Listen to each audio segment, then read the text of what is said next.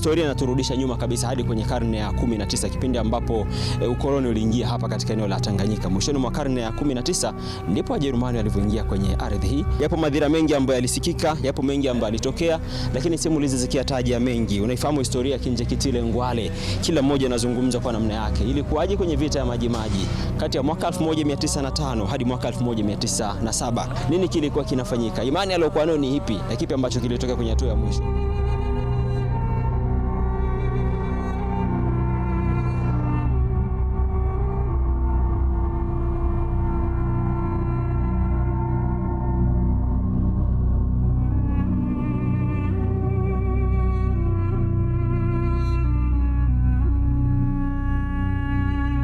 Tafsiri ya hii sanamu mnayoiona hapa, tunawakumbuka mashujaa wote waliopoteza maisha kwenye vita vya Kagera kutoka mkoa wa Ruvuma. Wakati wanarudi nyumbani baada ya vita, wakafika eneo linaloitwa Lukumburu. Ukitoka Njombe unaelekea eneo linaloitwa Wino, walipata ajali, wote wakapoteza maisha. Rais wa Uganda Idi Amin anavamia eneo kule mkoa wa Kagera. Mwalimu Nyerere akiwa rais wa nchi yetu alitangaza vita hiyo akiwa mkoa huu wa Ruvuma. Wanajeshi wale wote tunawakumbuka kwa sanamu hii hapa mnayoiona.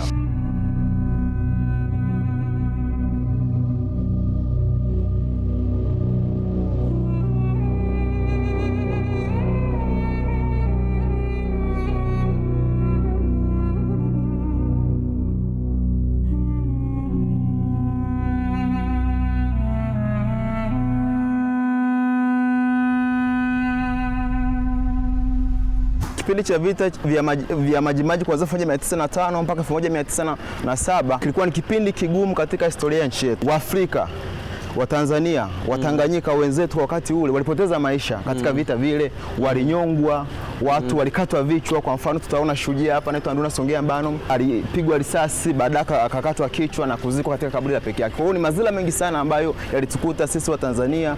Kwa hiyo ni makumbusho hii imejikita kuhakikisha inatukumbusha mazila yale ambayo tuliyapata kama Watanganyika by the time na sasa hivi Tanzania, kipindi cha vita vya Majimaji kuanzia 1905 mpaka 1907. Basi na shaka uwepo wa kumbukumbu hii ni kuweza kuwasaidia pia hata vizazi na vizazi wanaokuja hapa kwa ajili ya kuweza kujifunza, kuweza kuipata elimu ya kutosha. Makundi gani yanayokuja mara nyingi hapa kwa ajili ya kuweza kufahamu zile historia zile? Asante. Makundi yanayotembelea sana kuja kupata historia ya vita vya Majimaji kwa asilimia kubwa ni wanafunzi wa shule za sekondari pamoja na msingi, ndio wamekuwa wadau wakubwa sana wa utalii katika makumbusho hii ya vita vya Majimaji. Kundi lingine ambalo linafuatia naweza nikasema ni watu wa makamo, yani lika la watu wazima, na jamii ya watu wa Ruvuma sio sana, wengi watoka mikoa ya mbali. Nafikiri mazoea ambayo sisi wa Tanzania tumejijengea kwamba ukiwa unakaa katika eneo lile unahisi hauna kitu kipi ambacho unaenda kukipata au kukijua, lakini sio kweli. Ujue, utembelee, watu wanakaa tu hapo jirani, lakini waje kutembelea makumbusho hapa, hawajai kuingia ndani au hujui kuna nini. Nikitazama kwenye jengo hili ambapo tumekuja imeandika ukumbi wa historia, na hapa kuna maelezo kabisa yakielezea jinsi hali ilivyokuwa, na tarehe 6 mwezi wa 7 mwaka 1980 ndo makumbusho haya yakafunguliwa rasmi. Lengo kubwa akitaja kwamba ni kwa ajili ya maonesho na kuweka kumbukumbu ya ushiriki wa wananchi wa mkoa wa Ruvuma katika vita hiyo. Nafasi ya wana wa Ruvuma katika vita ya Majimaji. Nafasi ya jamii ya watu wa Ruvuma katika vita vya Majimaji of course ni zile kumbukumbu, yani kupata kumbukumbu zile, kupata historia na kuitunza au kuienzi ile ya vita vya Majimaji. Kwa kukumbuka mashujaa wale wote walioshiriki, waliopigana vita vya Majimaji. Kwa hiyo tuna wajibu kama jamii ya Ruvuma, kama Watanzania wa Ruvuma wa kutunza historia, wa kukumbuka, kujifunza pia kujua madhila walioyapitia wale mashujaa waliopigana vita vya Majimaji kuanzia 1905 mpaka 1907. Okay. Kuna ile imani kwamba kwa sababu mtu kakaa na babu na bibi na nini, kwa zile historia nyingi kaambiwa, unadhani kipi ambacho anakikosa? Asante sana. Ambacho anakikosa of course kuja kuona ushahidi. Ushahidi, kwa mfano hapa tu kuna silaha zenyewe zilizotumika kipindi cha vita vya Majimaji 1905 mpaka 1907. Silaha zenyewe hata ukisimuliwa kule, lakini kama hujaziona of course una kitu unakikosa. Sisi tumefika kwenye eneo husika kwa niaba ya Watanzania wote, lakini pia wakiona kupitia hapa itakuwa ni hamasa kwao kuweza kuja.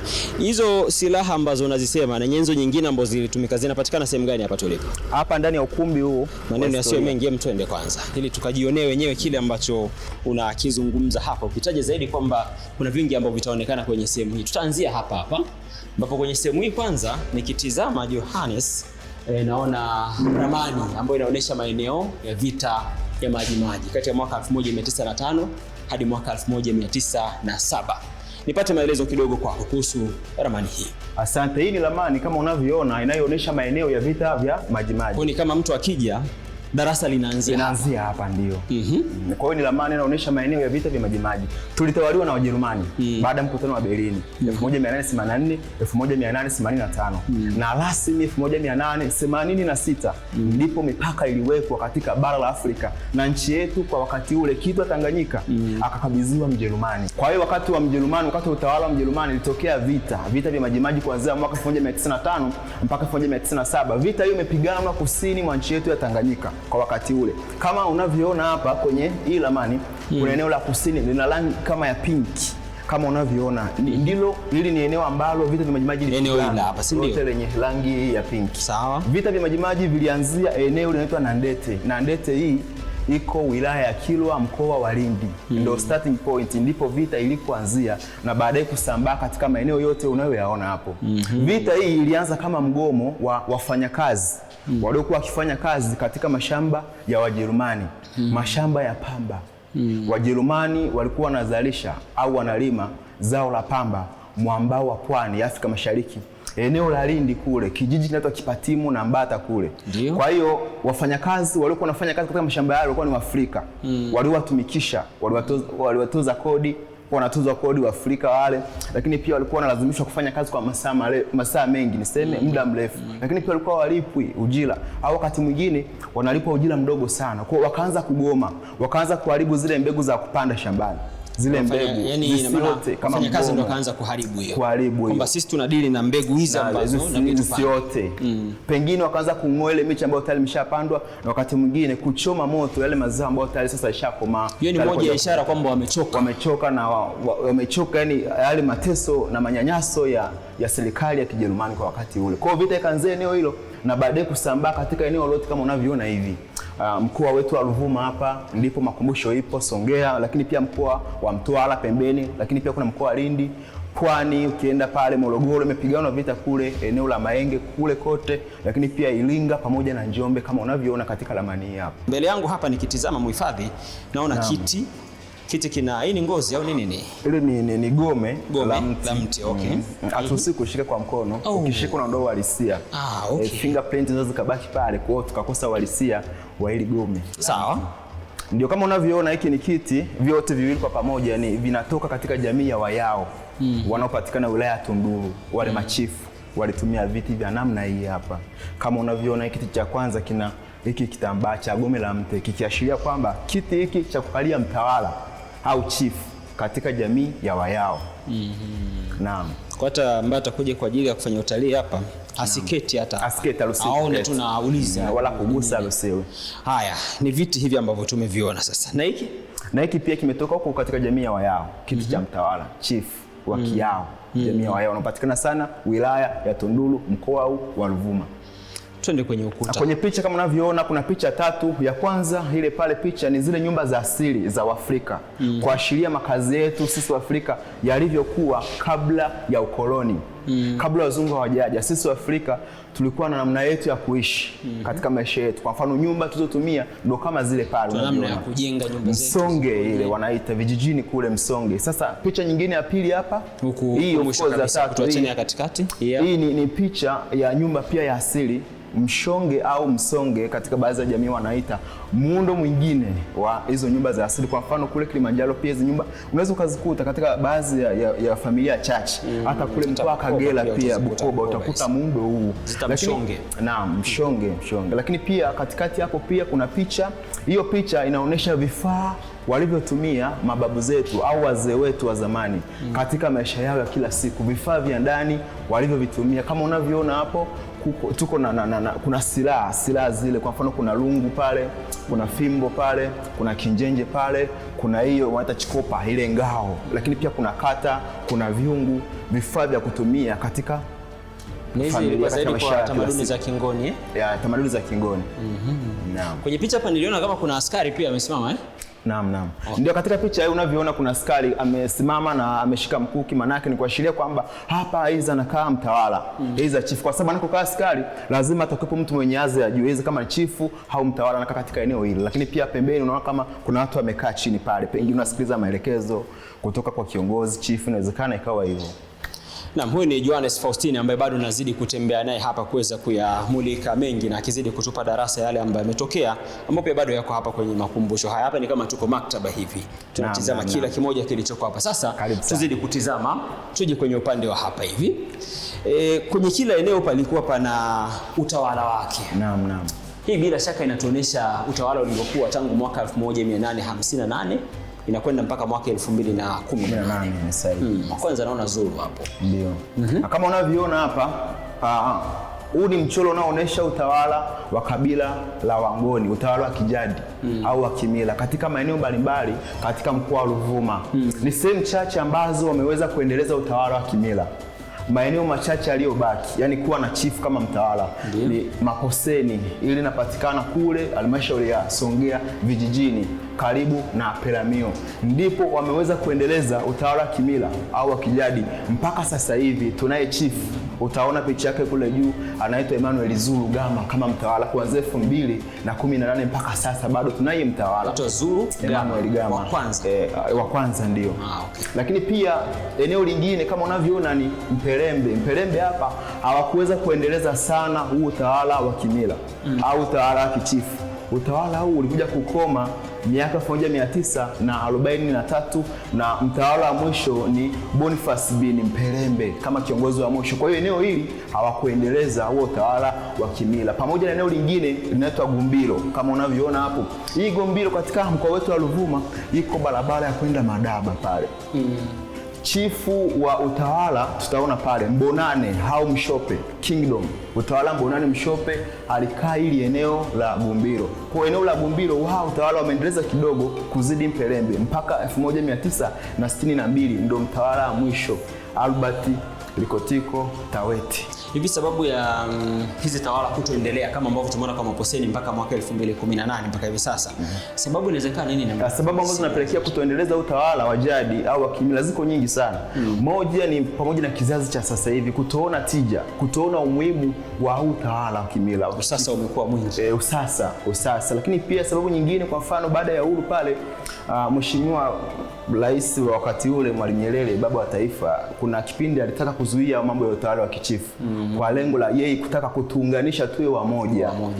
Ni moja kati ya sababu pengine iliyopelekea utawala usiendelezwe katika maeneo mengi wa kichifu wa kimila. Tuendelee kutizama, tuzidi kutoa darasa kweli kweli. Uzuri ushanitadharisha pale mwanzo, kwa mimi mikono yangu inakaa mbali kabisa. Sije nikaacha alama hapa afu mambo yakawa mengine tofauti. Hapa ni nini hii? Hii ni nguo ya magome ya miti. Hii miti ni miombo. Miti inaitwa miombo, inapatikana sana ukanda wa kusini wa Tanzania. Kwa hiyo walikuwa na kifaa maalum cha kubandulia hayo magome ya miti. Wana nyundo maalum utaiona pale pamoja na kifaa cha kubandulia hayo magome ya miti na kutengeneza nguo kama hii hapa kwa ajili ya mtu kuvaa. Kwa hiyo ni nguo inayoashiria utamaduni au unaotukumbusha sisi wa Tanzania wa leo, mimi na wewe, utamaduni wa mavazi ya asili ya Mwafrika tulikotoka sisi wa Afrika. Nguo zetu ni magome ya miti pamoja na ngozi za wanyama.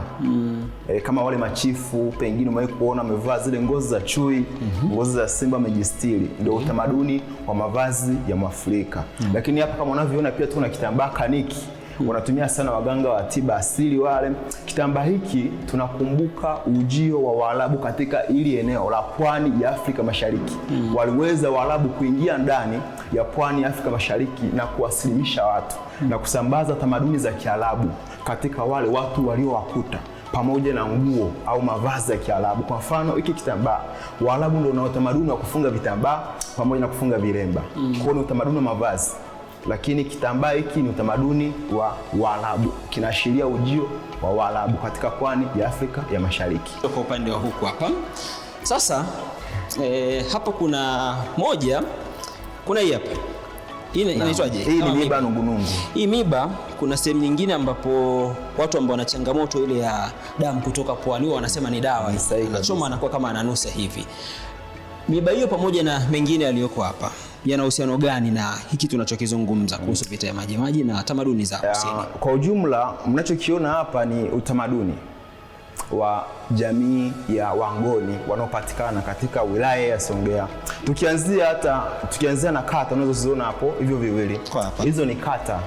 Kata hizo zilitumika kama vikombe kwa ajili ya kunywea pombe ile togwa ya asili, kunywea asali pamoja na kunywea vitu kama maziwa. Lakini hapa kama unavyoona kuna kibuyu cha kuhifadhia, kwa mfano dawa, kuhifadhia, kifaa cha kuhifadhia. Lakini hapa kama ulivyouliza mwanzo, miiba nungunungu, kama ulivyosema, hii ni dawa kwa Wangoni. Mtu anayetoka na damu puani, anayekuwa na maumivu ya kichwa, hii wanachoma ule moshi wake, unafunikwa na blanketi kama unafukizwa. Kwa hiyo baada ya muda mchache unakuwa umepona. Kwa hiyo ni dawa. Lakini pia kuna kicheche, mbuchilo wa huyu aliyekaushwa. Kwa Wangoni huyu akionekana kwenye mazingira au wewe unapomuona kwenye mazingira, huo mwaka ni mwaka wa mafanikio kwako. Sasa inabidi kabla tujatoka hapa tupambane mpaka tukutane naye huko. Na sio rahisi kumuona, ni very rare species, nadra. Haonekani sana kwenye mazingira. Jamii mweupe mwenye mistari. Sisi tutaongea na wahifadhi maeneo yote, tutapambana. Lakini hapa pia tuko na simbi. Simbi au wanaita seashell. Gamba la awali kuna bahari. Sasa kwa Wangoni hii pia ni dawa kwa mtoto mdogo aliyezaliwa kumkinga dhidi ya mabaya. Kwa hiyo waliweza kutoboa hii simbi, kuweka kamba, kumvalisha hizo shingoni au kiunoni kwa ajili ya kumkinga dhidi ya vitu vibaya. Lakini pia simbi hii ilitumika kama kijiko kumnyoshia mtoto dawa, kwa mfano mgonjwa, mtoto ambaye hawezi kula. Lakini simbi pia ilitumika kubandua au kukwangua kitu kigumu. Lakini pia tuko na filimbi hapa kwa ajili ya kukusanya watu pamoja, especially kwa kukusanya watu pamoja katika mikutano hii. Kwa ndo njia ambayo ilikuwa inatumika kama kuna mkutano itapulizwa, watu watakusanyika au watapiga ngoma pia. Tuko nazo pia, utaziona pale ngoma za asili. Hivyo tukije kutembea hapa, akikipenda kitu katamani kabisa wanacho kama hiyo ambayo umetaja ni dawa na nini, au ndio inabidi wakatafute kwenye maeneo mengine huko? Sisi makumbusho hapa, lengo letu sisi kama wahifadhi ni kuhifadhi vitu kama tunavyoitwa sisi na kuvitunza, kuhakikisha vinakuwepo. Kwa hiyo sisi mtu aweza kaja hapa kaomba kapewa. Hawezi kwenda makumbusho kwa lengo la kupata kitu chochote ambacho umekiona mle kwa kitamani ukakipata. Haiwezekani. Kama unavyoona hapa, hiki kwanza ni kitambaa pia cha hiyo nguo ya magome ya miti, lakini pia tuko na kifaa cha kubandulia hayo magome kwenye ambacho ndio hii hapa. Kubandua, kuchuna yale magome ya miti ili kuweza kupata kitambaa hicho. Wanagonga na nyundo hii hapo unayoiona, wanagonga kitambaa kiwe laini na waweze kutengeneza nguo kama ambayo tumeiona pale kwenye showcase ya kwanza. Lakini pia kuna kifaa pengine unajiuliza kitu gani hiki? Sasa hili hapa inaitwa fukuto. Hili ni fukuto, kazi yake ni kuongeza hewa kwenye tanuri la kuyeyusha vyuma. Kwa hiyo kabla hata Waarabu hawajafika, kabla hata wazungu hawajafika, Waafrika sisi tulikuwa tayari na teknolojia ya kutengeneza zana mbalimbali za chuma. Kama unavyoona kuna jembe hapo lenye miaka zaidi ya 100 ambalo walitengeneza Waafrika wao wenyewe. Ambao ndio madini ya chuma na kuyeyusha kutengeneza jembe kama hilo uliona hapo. Na hapa naona majembe na mikuki. Hivi alitumia nani na wakati gani? Hivi ni moja kati ya hizo zana za kazi ambazo Waafrika walitengeneza wao wenyewe kwa kuchimba madini ya chuma, kuyeyusha na kutengeneza zana kama hiyo unavyoona. Majembe haya ni ya mwaka 1858 yalitumiwa na Waafrika katika shughuli za uzalishaji, hasa kilimo. Lakini pia hapa tuko na mkuki kwa ajili ya ulinzi na uwindaji. Naam. Sogea moja kwa moja tuna maelezo yako kabisa ili tuende. Lakini pia hapa tuko na silaha hivi. Na silaha za asili kama unavyoona, tuko na ipodo au mbeta, kifaa cha kuhifadhia mishale, lakini pia pamoja na upinde kwa ajili ya shughuli za ulinzi, kwa ajili ya ulinzi, kujilinda wao wenyewe Afrika, pamoja na uwindaji, kwenda kuwinda. Hivi wakati wa vita ile, si ndio silaha ambazo pia zilikuwa zikitumika? Sahihi kabisa. Wakati wenyewe wa koloni wakitumia risasi na nini, hizi ndio zilikuwa silaha wanazotumia Waafrika kwa kipindi cha vita vya Majimaji. Naam. Lakini hapa kama unavyoona tuko na shoka la asili ambalo Afrika watengeneza wao wenyewe, pamoja na jembe linaloitwa ligimiro. Lakini tuko na mtego wa samaki unaitwa mgono, wanavua samaki kule Nyasa. Kuna pia mitego ya mlendo ilikuwa inatumika na mpaka sasa hivi baadhi ya jamii bado wanatumia mitego kama hii hapa. Lakini chini hapa kama unavyoona ni shughuli za uzalishaji mali, kwa maana ya mazao yanayozalishwa katika mkoa wa Ruvuma. Tuko na zao la mahindi, ndio zao maarufu katika uzalishaji wa mazao ya kilimo kwa Ruvuma. Lakini mazao mengine yanalimwa kama unavyoona, kuna bamia, kuna mtama, kuna kalanga, maharagwe pamoja na njugu mawe. Ni shughuli ambazo zinafanyika kwa muda mrefu mpaka hivi sasa bado zinaendelea zinafanyika. Sasa inawezekana mtu akawa na stajabu pia anajiuliza maswali mengi. Kuna mtu ambaye kazaliwa mjini, maisha yake yote ni mjini tu. Kuna vitu ambavyo hajawahi kuviona. Hata kisikia unaongea hapa, mwingine anakuwa anashtuka kabisa, hadi anashangaa alikuwa anafanyaje. Kama tukiangalia hapa, tukianzia chini, jiwe hili hapa. Mtu anaangalia jiwe hilo kubwa namna lilivyotengenezwa na hiki kingine kidogo, anajiuliza ni nini hii? Hili ni jiwe la kusagia. Wale wa mama wakati ule hazikuwepo mashine kama za sasa hivi, hizi za kokoboa za kusaga. Walikuwa wanasaga ule ulezi, mahindi yale, wanatengeneza unga, na ule unga unakuwa safi kabisa, au na zile chembe chembe au particles za jiwe. Kwa hiyo ni mawe maalum ambayo yanakuwa kwa ajili ya kusagia, na ukitumia ili unga unatoka kabisa mzuri kabisa. Lakini pia kuna kitu kwa ajili ya kutuangia, kulanishia pia. Kwa mfano dawa chenye miaka zaidi ya 100 kama unavyoona, zaidi ya miaka 100 umri wake.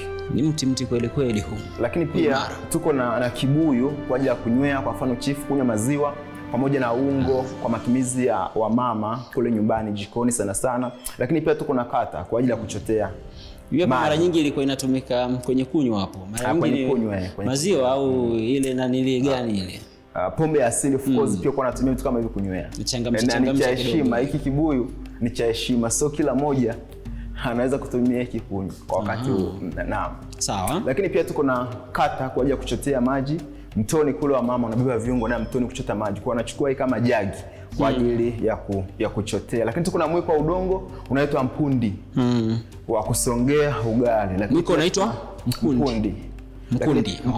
Mpundi. Okay. Lakini pia tuko na vipawa kwa ajili ya kupakulia jikoni kule wa mama, vya miti vya asili vya Waafrika. Jina la mwiko mpundi mpaka hivi sasa inatumika huko. Watu wengi wameacha utamaduni, wameacha vitu vya asili. Kwa wengi wanatumia vya kisasa, vya Kichina wanunua, lakini mimi kama hii haina hata soko. Watu wanunui tena, wanaona kama ni mambo yaliyopita na wakati. Wakati ndambo ni imara kabisa. Ni imara kabisa, unasonga ugali watu 4 mpaka watu 5 wavunjiki wa mwiko. Naam, lakini hapa tuko na hili hapa tu jamanda. Ili ni gift box kupeleka zawadi. Mtu anafunga ndoa, unaweka zawadi linalembwa vizuri. Linabebwa ile siku ya wapenda nao, zawadi nyingi zinatolewa. Hii ndio ingekuwa inatumika kwa maana hiyo. Hapa. Lakini hapo tuna kapu kubebea kwa mfano shambani kule wakati wa mavuno. Lakini tuko na chungu chifuru kilitumiwa na jamii ya Wangoni. Chungu hiki kinaitwa chifuru pamoja na kunywa maji ya kunywa. Maji ndio maji ya kunywa kama mtungi.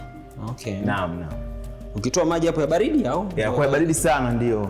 Na baadhi ya jamii bado wanaendeleza utamaduni wa kuongeza Lakini hapa tuko na ngoma kubwa 2 kama unavyoona zenye ngozi za simba. Hizo zinapigwa kwenye matamasha maalum, kwa mfano siku ya mwaka mpya pia au wakati wa mfalme anasimikwa au mtawala au chifu anasimikwa madarakani, zinapigwa hizo ngoma. Walikuwa wataalamu kupiga ngoma za asili wanaitwa manju.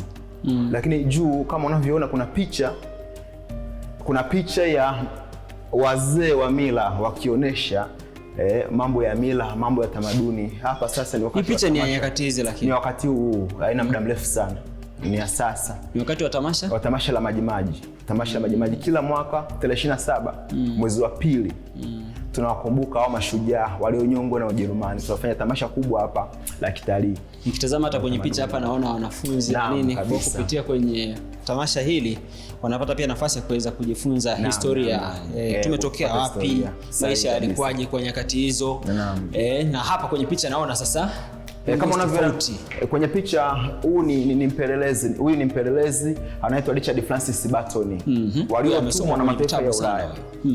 Waliotumwa na mataifa ya Ulaya kuja kupeleleza bara la Afrika, kuchora ramani. Kwa wazungu walikuja Afrika, wanajua mpaka kitongoji, wanajua mpaka barabara zote. Mtu ashatangulia kuchora ramani mapema. Alikaa sana maeneo ya Ujiji, Kigoma, lakini pia maeneo ya Ziwa Victoria pia amekaa huyu Richard Francis Burton.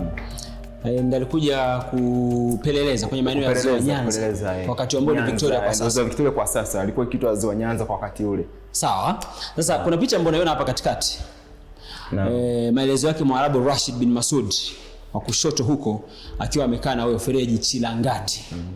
Wafanya biashara wa watumwa ambao waliishi Ungoni kabla ya vita vya Majimaji. Sasa unasema kwamba huyu Masud alichangia kukamatwa kwa Chief Mputa Gama kwa wakati huo. Hapo kuna ile fikra za usaliti. Sio maana yake au? Ni sahihi kabisa. Kwanza Waarabu wao walikuwa wanafanya biashara ya utumwa. Lakini pamoja kufanya biashara ya utumwa walishirikiana na baadhi ya machifu wa Kiafrika. Kuuza watumwa. Machifu ya Kiafrika waliwauza watumwa wa Afrika wenzao kwa Waarabu wao. Tayari ni usaliti kuanzia hapo. Bila hata kumsaliti yule chifu mkuu Mputa bin Gwazela Pasigama. Kwa usaliti ulikuwepo, hata machifu wetu wapo ambao waliwasaliti wa Afrika wakawauza kama watumwa kwa Waarabu. Ya usaliti ulikuwepo kwa ujumla. Na inatoa funzo mpaka hivi sasa kwa sasa hivi ndio, ni sahihi. Jamii inatoa funzo gani? Usimwamini kila mtu. Hata katika utawala wako usimwamini kila mtu katika safu yako ya uongozi. Ndio maana wanachunguzwa sana. Kubwa hilo, naam, sahihi kabisa. Na hapa chini kama unavyoona, huu ni utamaduni wa Waarabu na ishara pia ya kwamba Waarabu walifika kwenye mwambao wa pwani Afrika Mashariki na mpaka ndani ya Afrika ya Mashariki. Ya kwanza ni tasbihi. Hii wanaiswali Waislamu, kuna dua maalum ya kuswali hii tasbihi. Lakini ya pili ni ilizi ya Mwarabu ambayo alikutwa amejifunga kiunoni, amefariki. Walikuwa wanatumia ilizi pia kwa ajili ya kujikinga, kujilinda yeye kama kinga yake ya asili. Lakini pia tuko na kengele wa mbwa wa Mwarabu. Alikuwa na mbwa ambaye alikuwa anamsaidia kusaka watumwa, pia kunusa. Kwa ni kengele ya mbwa. Lakini pia tuko na kiko cha kuvutia tumbaku cha Mwarabu. Walikuwa wanavuta sana, wanapenda sana kuvuta tumbaku. Lakini tuko na kibuyu, hiki kibuyu cha kuhifadhia tumbaku pamoja na bilika la kwa ajili ya kuhifadhia kimiminika. Moja ya ambao wanafahamika zaidi hata kwenye historia huko shuleni anasomwa sana ni Dr. Karl Peters. Moja ya watu ambao wanafahamika kweli kweli. Historia ambayo unaweza kaitoa kwake. Wengi wanaeleza pia kwamba hata aina adhabu ambazo zilikuwa zikitolewa ilikuwa ni mateso makali sana kwa wana wa huku. Karl Peters kwanza ni maarufu kwa jina la mkono wa damu. Kwa maana alikuwa anatoa adhabu na kisha mtu anatoka damu. Yeye Karl Peters na wenzake hao wawili Juk pamoja na Joachim walikuwa wanafanya kazi ya kusainisha mikataba ya ulaghai au mikataba ya uongo. Kati ya serikali wanadanganywa, wanasainishwa mikataba. Hawajui kusoma, hawajui kuandika. Walikuwa wanawasainisha vipi hiyo mikataba? Walikuwa wanamchanja za mnyama yote yule kama mbwa, mbuzi. Damu ikitoka anaweka kidole kama fingerprint. Anaweka kwenye karatasi, anakuwa tayari amekubali hayo masharti ya huo mkataba. Lakini pia Karl Peters ni mfanyabiashara na miliki wa kampuni moja imekuwa inaitwa GEACO, Germany East Africa Company Limited. Okay. Sawa, tuendelea kuyasikia mengi ambayo yapo. Tusogee kwenye ramani ya hapa. Tuangalie kwenye ramani ya hapa. Basi na shaka hapa inaonyesha maeneo ambapo Ujerumani walikuwa wameteka ipasavyo. Naam kabisa, hii ni ramani inayoonyesha mipaka ya taifa la Ujerumani baada sasa mkatia baada ya vita na mikoa ya Germany East Africa Colony kama unavyoona hivi. Kwa hiyo inaonyesha himaya yake taifa la Ujerumani baada ya mkutano wa Berlin. Naam. Kuna maelezo ambayo yamewekwa hapa. Area of Peters Treaties. Peters Treaties tunamzungumzia Karl Peters yeye mwenyewe. Ndio maeneo ya maeneo ambayo na alisainisha mikataba. Kwa mfano kule eneo linaloitwa Morogoro kuna chifu maarufu sana anasomwa katika historia na nazungumzika sana. Alisainishwa mkataba ulaghai. Chifu Mangungu wa Msovero Morogoro. Yeye alishuka tu wino pale. Akashuka kidole fingerprint ya kidole. Pasina kufahamu anachokisaini pale. Ndio ulaghai ulikuwa unafanya. Lakini pia hapo tuko na hii ni bendera iliyo kipepea ikiashiria utawala wa Ujerumani, kwamba mtawala ni Mjerumani. Katika makoloni yote ambayo bendera ilikuwa ikipepea, basi mtawala ni Mjerumani. Na pia ni bendera ya chama cha Ujerumani cha wakati ule kinaitwa Nazi cha Adolf Hitler, Nazi Party. Naam. Sawa, njoo kwa huku Johannes tuangalie pia katika sehemu nyingine. Hapa picha nyingine ambayo tuko nayo hapa inaonyesha kabila la Wanguni Ruvuma Tanzania.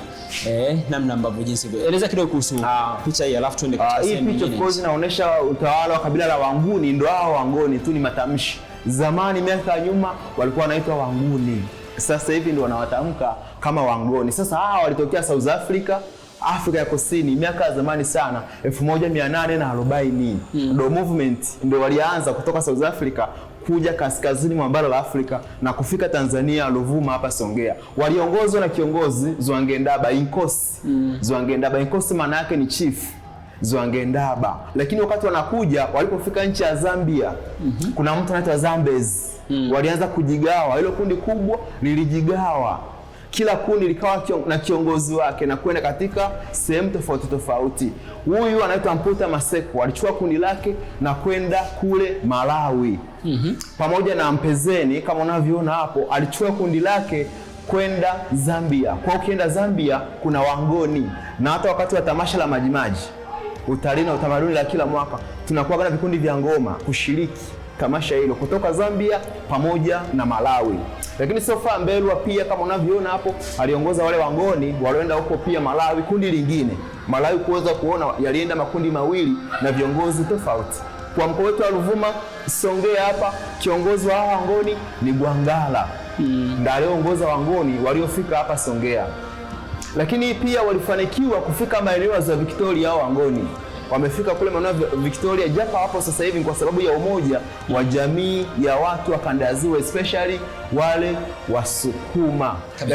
Lakini kwa waliofika Ruvuma Songea hapa walitengeneza tawala kubwa mbili. Upo utawala wa Zulu au Njelu Kingdom pamoja na utawala wa Mbonane Mshope Kingdom. Utawala wa Zulu au Njelu Kingdom unaanzia Maposeni, ndo chifu mkuu wa Kingoni anapokaa Maposeni kule halmashauri ya Songea vijijini kule karibu na Peramio. Kwa hiyo maeneo mengine kuanzia Mpitimbi kuja huku mpaka Lusewa ni utawala wa Zulu au Njelu, walikaa machifu wasaidizi wa chifu mkuu wanaitwa Nduna. Nduna manake ni chifu msaidizi. Lakini Mbonane Mshope Kingdom, huu utawala ulikaa Gumbiro kama ngome chifu mkuu, na pale kwenye ule mchoro wa kwanza tuliona eneo linaitwa Gumbiro. Kwa maana chifu mkuu kwa utawala wa Mbonane Mshope alikaa Gumbiro, na haya maeneo mengine walikaa wasaidizi wake chifu mkuu. Bana, hii ni ujumbe mdogo sana kwa kwamba unatizama, lakini pia hata kwa walimu kule kwenye shule, kwamba kile ambacho kinafundishwa darasani itapendeza kama siku moja vijana utawaleta mpaka hapa kuja kujionea wenyewe, na maelezo ambayo unakuwa unatoa kwao inakuwa ni rahisi kuweza kufahamu. Twende huko wakati ukizidi kuyatizama mengi ambayo bado yapo humu ndani. Bana, tukizungumza kuhusu yaliyotokea kwenye miaka hiyo, uwezo ukaacha kumtaja kivivyote vile Kinjekitile Ngwale. Ana historia kubwa kweli kweli ambayo lazima izidi kusemwa kwa mara zote. Ni moja ya mashujaa kubwa ambao wanatambulika zaidi. Sahihi kabisa. Kinjekitile Ngwale watu wanakosea sana. Wanasema ni kiongozi wa vita vya Majimaji. Alipigana vita vya Majimaji, sio kweli. Yule alikuwa ni kama nabii. Ndio? Au mtume kwa wakati ule. Na Kinjekitile Ngwale yeye anatoka mkoa wa Pwani. Anatoka mkoa wa Pwani, wilaya ya Rufiji, kijiji Ngarambe kule.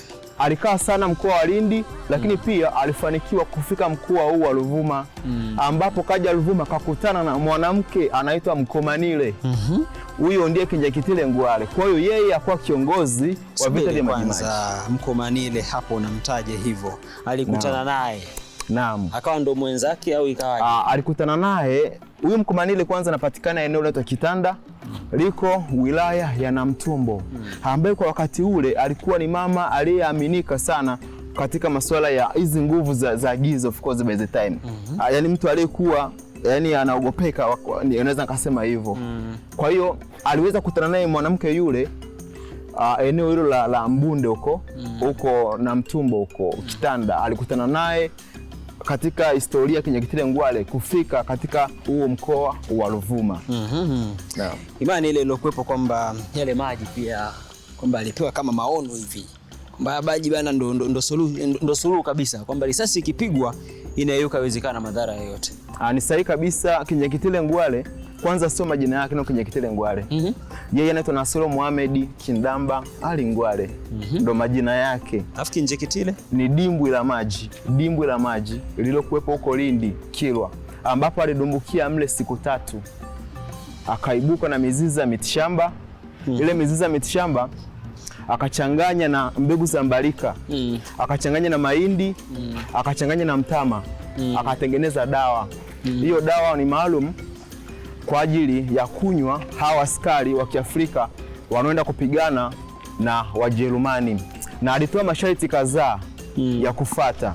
Ukishakunywa ile dawa, ukishaoga ile dawa, kuna masharti unatakiwa ufate, ndio ile dawa itaweza kufanya kazi. Naam, kwamba sio dawa tu kwa sababu ni maji basi imeisha, kuna masharti ya kufuata. Masharti gani sasa? Masharti yalikuwa ni mengi, takriban 9. Sharti la kwanza ulikuwa ukishakunywa hayo maji pamoja na kuoga unasema masi masi, kwa maana ya maji maji. Yani wale Wangindo wanapatikana kule mkoa wa Lindi, kabila masi ni maji, wanaita masi kwa maana ya maji. Hilo la kwanza. Sharti la kwanza. Sharti la pili aliwaambia usirudi nyuma wakati wa mapigano ya vita, ni kwenda mbele tu, mbele kwa mbele. Mwenzako pengine hajafuata masharti, amepigwa risasi, amefariki, wewe ni kwenda mbele, hakuna kusalimu amri, ni kwenda mbele. Sharti lingine of course aliwaambia wale askari ambao wameshakunywa ile dawa, umeshaoga hiyo dawa, usilale na mwanamke kipindi chote cha vita. Lakini sharti lingine pia aliwaambia inawezekana hilo ndio likawa gumu pia kwa ni sahihi kabisa kwa mwanaume, ni sahihi kabisa. Of course lingine sharti lilikuwa ni kutokula chakula na muogo. Zao la muogo of course kwa ni chakula maarufu sana kwa ndoa kusini, especially kwa Matengo kuna lima sana miogo. Kwa wale wazuia wasile miogo wala askari ambao tayari kunywa dawa pamoja na kuoga kwenda vitani kule. Kwa masharti alikuwa mengi. Na yote alioteshwa, ina maana alipewa kama maono hivi. Kama maono alioteshwa kwa kama ndoto kwa ndio maana tunasema ni kama prophet au nabii au mtume. Sio mganga kama watu wengi wanavyoita. Moja ya vitu ambavyo vinakumbukwa sana kwenye ukatili ambao ulifanyika wakati wakiwepo Wajerumani ni pamoja na yale mauaji ya askari wengi wanataja na wakasema kwamba walizikwa kwa pamoja. Basi na shaka sasa nilipo hapa, ukisogea kwa hivi unaweza kunielekeza vizuri hapa. Bila shaka hapa inawezekana ndo kaburi lenyewe. Na nikitazama hapa kuna majina 66. Naam, hili ndilo kaburi la mashujaa wa vita vya Majimaji walionyongwa na Wajerumani tarehe 27 mwezi wa pili 1906, waliokamatwa kwa kipindi chote cha vita kuanzia mwaka 1905. Walikuwa wanakamatwa na wanahifadhiwa gerezani. Gereza la hapa la Songea kwa sasa hivi linaitwa gereza la Mabusu. Kwa walikuwa wanahifadhiwa mle gerezani. Wakiwa gerezani walikuwa wanaletwa katika eneo hili kuchimba shimo ambalo wao wenyewe hawafahamu ni shimo la nini. Yaani hao mateka ndio walikuwa na letwa hapa kuchimba hilo shimo. Napewa kazi ya kuchimba shimo. Wewe unachimba haujui ni la kazi gani. Ni shimo la kazi gani. Kwa hiyo sasa ilipoadia tarehe 27 mwezi wa pili 1906, governor aliyekuwepo anaitwa Gustav Adolf von Goetzen akaamuru wanyongwe wote mpaka kufa. Kwa hiyo wakachukuliwa kutoka gerezani wakapelekwa eneo tunalo hapa linaitwa eneo la Manyongeo, Songea Club kwa nyuma hapo, ikiwepo miti inaitwa milanzi. Kwa hiyo wakatengeneza vitanzi vyao, wakawa na nyongwa moja baada ya mwingine mpaka watu 66 wakawa wamenyongwa, wakibatizwa kwanza kwa waliokubali kubatizwa kama unavyoweza kuona hapo, kuanzia namba 1 mpaka namba 49 wao walibatizwa, walikubali kubatizwa. Kwa mfano unaweza kuona huyu namba 32 anaitwa Simba, alipobatizwa akaitwa Melitiso. Lakini kuanzia namba 50 mpaka 66 wao hawakubatizwa, walinyongwa bila kubatizwa. Walinyongwa 66. Yule mmoja 67 anaitwa Nduna Songea Mbano, yeye wakati wa kuwanyonga kamba ilikuwa inakatika mara 3. Wanafunga kamba inakatika mara 3. Yaani tukio kama linakuwa gumu hivi. Linakuwa gumu yani wanamnyonga. Ina maana yeye hajazikwa hapa. Utanielezea pale sawa ili tusikie. Na ukisoma kwenye maeneo tofauti kwenye vitabu vya historia wanasema kwamba Wajerumani walifanya hivyo ikiwa ni njia moja hapo pia ya kuweza kuwatisha watu wa hapa kwa ajili ya kuweza kuondoa ile hali ya kuwa wanaweka mgomo dhidi yao, lakini pia kuweza kumaliza vita hii kwamba watu wasiotangia hofu sana. Ni sahihi kabisa. Wajerumani walikuwa wanatoa adhabu kali sana, kuwanyonga watu hadharani pamoja na kuwapiga risasi hadharani kama moja ya njia ya kuwatishia hao wengine wasifanye makosa kama hayo ambayo wenzao wameyatenda. Sawa. Natizama hapa ni kumbukumbu hii ni kumbukizi ya kufika hapa kwa Mheshimiwa Rais wa Jamhuri ya Muungano wa Tanzania Daktari Samia Suluhu Hassan. Amefika hapa katika makumbusho ya vita vya Majimaji mwaka 2024. Ilikuwa ni siku ya utamaduni kitaifa, ilifanyikia mkoa huu wa Ruvuma. Kwa akapata fursa pia ya kufika hapa katika makumbusho ya vita vya Majimaji. Kuna shughuli zote ambazo zinafanyika, kwa mfano kukumbuka hawa mashujaa hawa na nini, kama ni hata shughuli za kiimani za nini, kuna zinazofanyika zozote? Naam, shughuli za kiimani zinafanyika sana. Ili pia ni eneo la maombi. Wanaita maoka. Lote hili ni eneo la ibada. Wanakuja watu kuomba hapa, wanakuja kutambika hapa. Unaweza ukaja hapa asubuhi kukuta hela zimemwagwa tu hapo. Watu wanakuja kutoa sadaka. Kwa watu wengine pia wanatoka sehemu mbalimbali, sehemu tofauti tofauti, wanakuja kusafisha hili eneo kama sehemu kujichotea baraka kwa mashujaa walionyongwa na kuzikwa katika eneo hilo. Hizo sadaka zikitolewa zinakuwa zinatumika kufanya? Sadaka zikitolewa wao tunawaita wazee wa mila. Tuko na baraza la mila na desturi la mkoa wa Ruvuma, lina uongozi wake ambao pia huwa tunashirikiana nao katika eneo hili. Kwa hiyo sasa watu tunawaita, wao wanakuja kuzichukua baada ya kufanya maombi maalum. Naam. Hapa tunapoelekea tunaenda kwenye kaburi ambalo umelisema. Hapo tunapoelekea tunaenda kwenye kaburi la Nduna Songea Mbano ambaye yeye alinyongwa mara 3, kamba inakatika. Yaani mara 3 kwa maana kamba inafungwa lakini inakatika. Wakati wa zoezi lenyewe inakatika. Naam. Tunazungumza kumhusu chifu msaidizi Nduna Songea Mbano, kaburi lake ni hili hapa.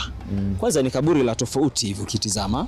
Sehemu mbili zimegawanywa hapa. Limetengwa. Ndio kama unavyoona, ili ni kaburi la Nduna Songea Mbano ambaye alikuwa yeye kwanza ni chifu msaidizi. Nduna maana yake hapo unanielezea? Nduna maana yake ni msaidizi. Chifu msaidizi aliyemsaidia chifu mkuu.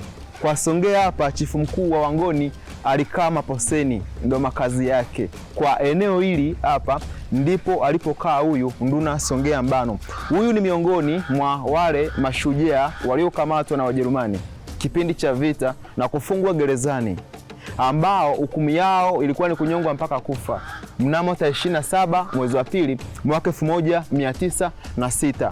Wakati wenzake wamenyongwa watu 66, yeye wakamnyonga mara 3, kamba inakatika. Kamba walikuwa wakitumia kunyongea kamba ya katani, ikawa inakatika mara 3. Basi wakamuomba washirikiane naye kutawala. Akakataa kuwa msaliti, akalazimisha wamuue au wamnyonge kama walivyowanyonga wale 66 wenzake. Yaani yeye ambacho alikiona ni kwamba imeshindikana hili zoezi ambalo mnalifanya nyie. Kuna wenzangu ambao washafariki wote mmewanyonga hawa. Mimi siwezi kushirikiana na nyie kwa yote ambao mmeyafanya kwetu sisi. Ndio ilikuwa tafsiri ya hili. Ni sahihi kabisa kwamba siwezi kushirikiana naye kwa sababu mmeshawanyonga watu, mmeshatutesa, mmeshatufanyia mabaya mengi sana. Siwezi kushirikiana na Wajerumani kwa vyote vile. Kwa hiyo basi wao wenyewe Wajerumani wakaamua siku ya 3 yake, gavana akaamuru kwamba apigwe risasi mpaka kufariki. Kwa akapigwa risasi, na baada ya kupigwa risasi akafariki, wakaja kumchimbia kaburi lake lile kubwa likiwa tayari limeshafukiwa. Kwa hiyo akatafuta eneo ambalo linakaa mti kama ishara ya kumbukumbu pale ambapo wamemzika yule mtu aliyewasumbua kumnyonga. Ngoja kwa hiyo kuna huu mti ambao unazungumzia, ina maana ni mti ulioko hapa. Huu mti unaitwa chikunguti.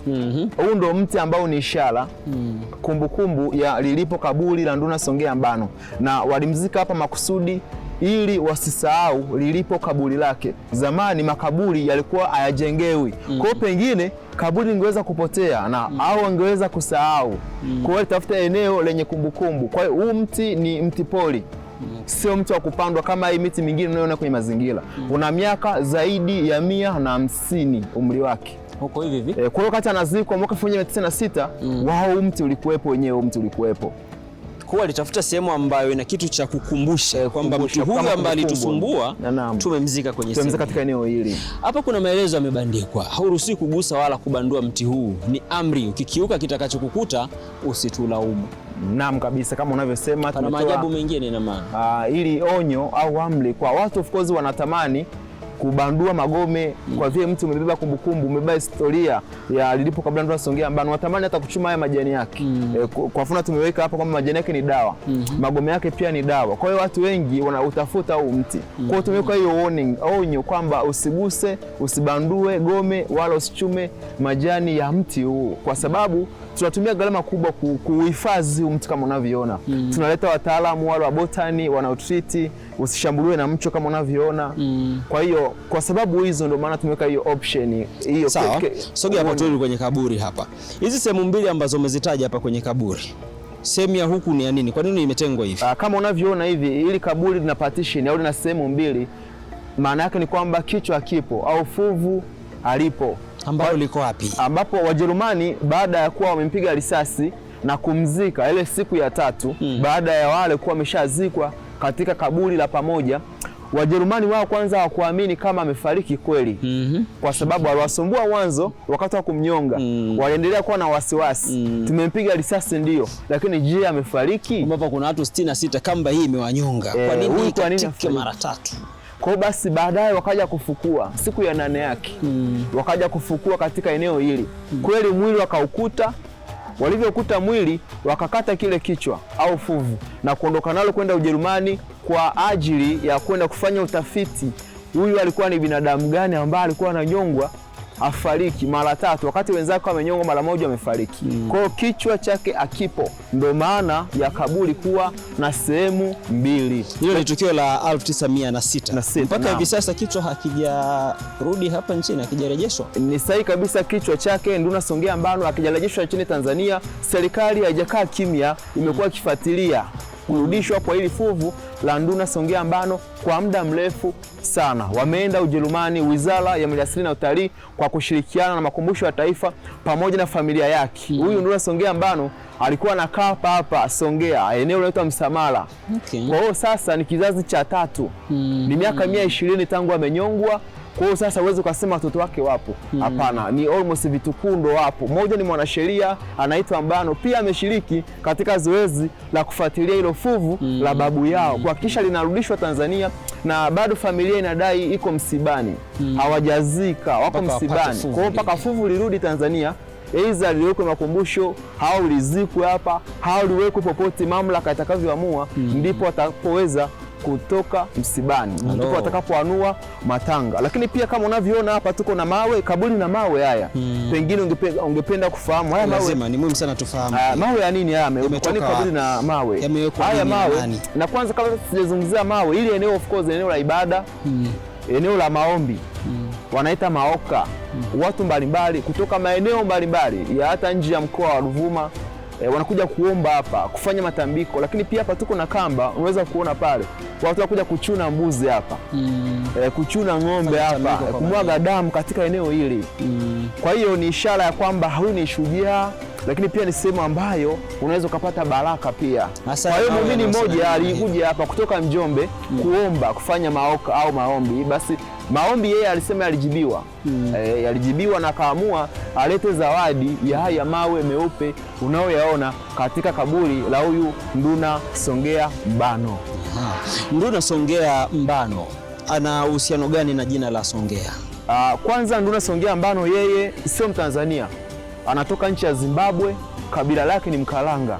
Wakalanga wanapatikana nchi ya Zimbabwe. Alikuja kwenye msafara wa Wangoni au Ngoni migration waliotoka Afrika ya Kusini. Alikuja hapa akiwa askari wa kawaida. Baadaye akapanda cheo kuwa mkuu wa majeshi chini ya Chifu Mputa Bini Gwazirapas Gama. Akawa mkuu wa jeshi.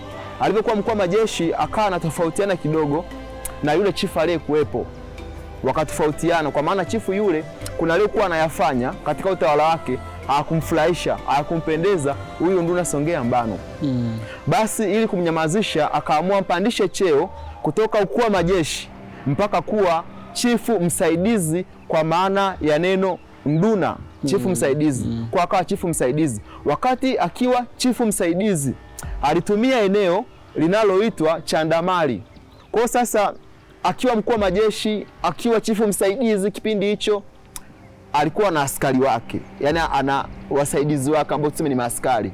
Alikuwa akiongea kwa kilugha chao Kikalanga, yani kwa lugha ya Kikalanga kutoka huko Zimbabwe, akisema Songela tuzivulane, Songela tuzivulane.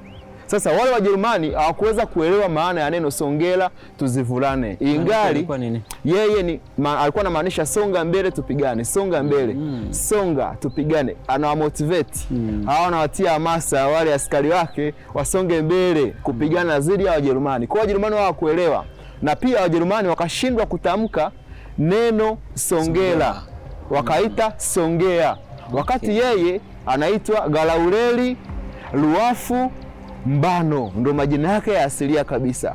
Kwa hiyo baada ya kunyongwa mara 3 kama inakatika na baadaye kumkata kichwa hiyo siku ya 8, hapa kupaenzi pakaamua paitwe hivyo hivyo Songea mpaka leo hii, ambao ni makosa ya matamshi ya neno Songela kuanzia mwaka 1906. Lakini kabla ya mwaka 1906 kurudi nyuma huko, eneo hili liliitwa Ndonde, iliitwa ardhi za Wandonde, eneo la Wandonde. Waliokuwa katika eneo hili ni Wandendeule kabla Wangoni hawajafika hapa. Hivi kwa neno moja nikikuuliza useme kumhusu Mduna Songea Mbano, unaweza ukasema neno gani kumwelezea yeye tu kwa neno moja tu? Kumwelezea kwa neno moja, yeye ni shujaa wa pekee kwa kweli katika historia ya nchi yetu. Shujaa imetosha, neno moja na shujaa naweza nikasema, lakini pia na mzalendo wa kweli kweli, kwa sababu alikataa pia kushirikiana na Wajerumani. Sasa wakati tunaelekea tamati, naziona nyumba kama zile ambazo tulikuwa tunaziangalia kule. Kwa sasa kuna chochote ambacho kinafanyika kwenye sehemu ya hizi nyumba na nini? Hizi ni nyumba za jamii ya Wangoni, zikiashiria kwanza makazi ya chifu. Chifu alipokaa, makazi yake yalikuwaje, pengine mgeni afahamu picha halisi ya makazi ya chifu yalivyokuwa. Chifu wa Wangoni yeye alikaa eneo linaloitwa Maposeni, sio hapa. Hizi ni nyumba ambazo tumejenga sisi kama ishara kwamba makazi ya chifu yalikuwa hivi, na hii imefunguliwa mwaka 2010 na Mheshimiwa Mkuu wa Mkoa Gabriel Shengoma, kuashiria makazi ya chifu. Hii ni nyumba yake, ndani humo kama utojali tunaweza tukaingia ukaona kuna kitanda pamoja na chungu chake chifu. Kitanda pamoja na chungu vinapatikana kwenye sehemu ya hapa katika eneo hili kama ambavyo anazungumza hivyo. Wakati mwingine nadhani pia tunamhamasisha hata mtazamaji ambaye anatuangalia kwa hivi sasa, anaweza kaja hapa pia. Akija atapita maeneo yote hayo bila shaka. Na ataona kile kilichopo hapo ndani. Kwa hakika imekuwa ni wakati mzuri sana kuweza kuyatizama mengi. Niambie kitu kimoja hapo wakati tunamalizia. Ambao anatizama anahitaji afike hapa. Anafikaje hapa? Gharama zikoje? Gharama za kutembelea makumbusho ya vita vya Majimaji, Mtanzania mtu mzima kiingilio ni 2,500. Mwanafunzi ni shilingi 1,000. Ndio gharama kama viingilio. Lakini pia tuna huduma zingine pia. Kwa mfano kuongozwa, kuna tour guide, kutembea naye, hiyo tunatoza kwa makundi. Kuanzia mtu mmoja, mtu mzima mpaka watu 15, wao wanalipia shilingi 10,000. Wanafunzi wao, mwanafunzi mmoja mpaka wanafunzi 15 wanalipia shilingi 3,000 kama kiingilio. Lakini huduma zingine pia tunatoa hapa. Kwa mfano project kwa wale wanafunzi wanaofanya project kuhusu masuala ya utalii, historia, pia kuhusu makumbusho, wanakuja hapa kwa gharama nafuu kabisa, shilingi 2,500 kila mwanafunzi. Sawa, hapa ni katika makumbusho ya Majimaji. Unapata hapa katika eneo la mkoa huu wa Ruvuma. Hakika Safari Live ya Tanzania Safari Channel imekuwa na wakati mzuri sana kuweza kukuhabarisha wewe na kukuonesha uhalisia mengi ambayo yamejiri kwenye nyakati tofauti, lakini pia tamaduni za makabila yanayopatikana kusini mwa Tanzania. Yote utaipata katika eneo hili pindi utakapofika hapa. Gharama zenyewe ni rahisi kama hivyo ambavyo umesikia hapo. Kuna wakati wa kuweza kuifanya jamii ya Kitanzania kwa sasa iweze kupata kumbukumbu nyingi, lakini pia kupata darasa la kutosha. Asante sana bana kwa kuwa nami kwa siku ya leo. Darasa limekuwa la kutosha, limeshiba kweli kweli. Asante sana. Kwa niaba ya timu nzima ya Safari Live ya Tanzania Safari Channel, jina langu mimi ni Idrisa Abubakar. Tunasema Tanzania Safari Channel, tumerithishwa nasi tunawarithisha.